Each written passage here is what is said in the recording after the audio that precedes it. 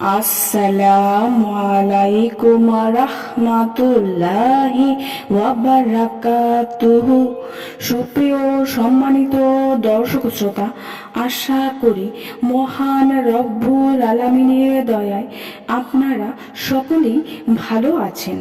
আজকে বিশ্বনবী সাল্লাল্লাহু আলাইহি ওয়াসাল্লামের জীবনী থেকে একটি ঘটনা বর্ণনা করব।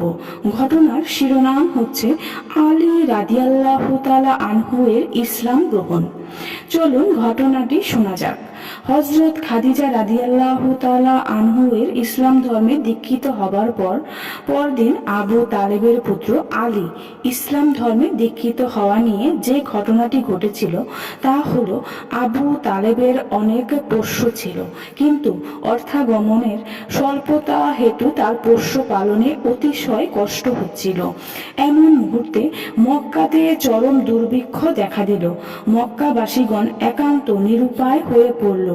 এসব দেখে হযরত রাসূল করিম সাল্লাল্লাহু আলাইহি ওয়াসাল্লাম পিতৃব্য আব্বাসকে বললেন, ভ্রাত, আপনার ভ্রাতা আবু তালেবের বৃহৎ পরিবার, আয় অল্প ব্যয় অধিক, তাকে সাহায্য করা আমাদের কর্তব্য। তার পোষ্যকিয়ত পরিমাণ কমাতে পারলে খুবই ভালো হয়। চলুন আমরা তার একটি সন্তানের ভার গ্রহণ করি। আব্বাসও এ বিষয়ে একমত হয়ে আবু তালেবের নিকটে প্রস্তাব পেশ করলেন। তাকে তিনি বললেন, আমার একটি পুত্রের প্রয়োজন, অন্য সন্তানের ব্যাপারে তোমাদের যা কর্তব্য হয় তা করো। তখন হযরত মুহাম্মদ সাল্লাল্লাহু আলাইহি ওয়াসাল্লাম আবু তালেবের পুত্র আলীকে ও আব্বাস জাফরকে গ্রহণ করলেন। মহাত্ম আলীর লালন পালন ও তত্ত্বাবধানে হযরত মুহাম্মদ সাল্লাল্লাহু আলাইহি ওয়াসাল্লাম নিযুক্ত হলেন। ক্রমে আলীর বয়স 10 বছর হলো। একদিন আলী সহসা প্রেরিত পুরুষের আলোয় উপস্থিত। তখন বিবি খাদিজা রাদিয়াল্লাহু তাআলা আনহা মুহাম্মদ সাল্লাল্লাহু আলাইহি ওয়াসাল্লামের সাথে নামাজে প্রবৃত্ত ছিলেন। নামাজ সমাপ্ত হলে আলী তাদেরকে জিজ্ঞেস করলেন, এ কি ব্যাপার দেখলাম? হযরত রাসূল করিম সাল্লাল্লাহু আলাইহি ওয়াসাল্লাম বললেন, ইহা আল্লাহর উপাসনা, আমি নিজের কল্যাণের জন্য অবলম্বন করছি।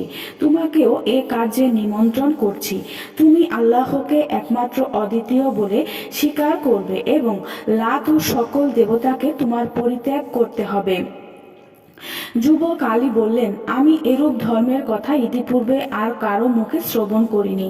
এত নতুন ব্যাপার, কিন্তু কোনো কাজকর্ম আমি আবু তালেবের সাথে পরামর্শ না করে কখনো করি না। প্রয়োজন হলে তার নিকট গিয়ে এ বিষয়ে পরামর্শ করতে পারি।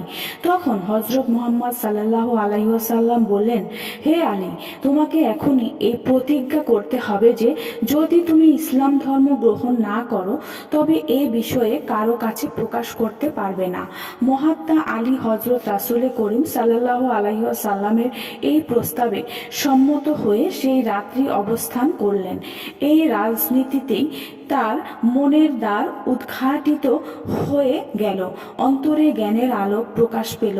প্রদূষে নিদ্রা থেকে জেগে উঠেই হযরতের নিকট উপস্থিত হয়ে ইসলাম ধর্ম গ্রহণের অভিলাষ জানালেন এবং তৎক্ষণাৎ ইসলাম ধর্মে দীক্ষিত হলেন। কোনো কোনো ঐতিহাসিকের মতে খাদিজা রাদিয়াল্লাহু তাআলা আনহু এর পরেই হযরত আবু বকর সিদ্দিকী রাদিয়াল্লাহু তাআলা আনহু মুসলমান ধর্মে দীক্ষিত হয়েছিলেন। সুপ্রিয় সম্মানিত দর্শক ও শ্রোতা, আশা করি ঘটনাটি ভালো লেগেছে।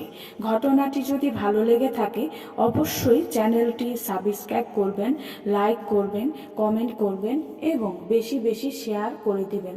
সবাই ভালো থাকবেন। আল্লাহ হাফেজ।